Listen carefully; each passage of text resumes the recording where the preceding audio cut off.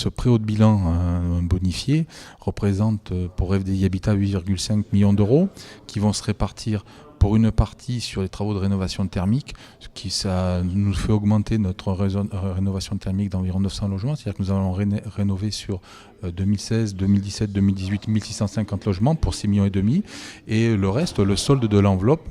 c'est sur la production nouvelle, ça va nous faire augmenter notre production pour 2017 de 150 logements, c'est-à-dire que sur 2017, nous allons produire un peu plus de 400 logements en demande d'agrément au niveau des FDI Habitat, logement social. Je vous confirme que c'est au-dessus des prévisions initiales, puisque c'est 8,5 millions qu'on réinjecte dans la production de l'activité. C'est plus 900 logements sur la rénovation thermique et plus 150 logements. C'est-à-dire qu'on va donc rénover 1650 logements et on va construire un peu plus de 570 logements sur 2017 et un peu plus de 400 sur 2018. C'est vraiment un effet d'aubaine et surtout que c'est avec un différé d'amortissement de 20 ans à 0%. Donc on en a bénéficié puisqu'on avait monté un dossier et surtout,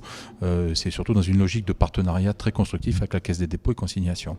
La Caisse des dépôts est un acteur important du financement du logement social, elle est le principal financeur des bailleurs sociaux et aujourd'hui elle accompagne FDI Habitat dans la mise en œuvre de son plan stratégique de patrimoine avec un enjeu qui est d'accélérer le mouvement de la production de logements sociaux sur un territoire sur lequel les besoins sont particulièrement importants. Donc les pouvoirs publics ont mis en place un dispositif qui est celui d'un prêt haut de bilan, qui est une enveloppe de 2 milliards d'euros à l'échelle nationale, qui est bonifiée par la Caisse des dépôts et Action Logement.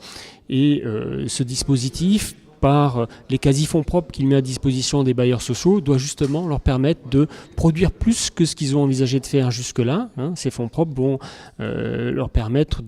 avec une logique d'effet levier d'à peu près de 3, de réaliser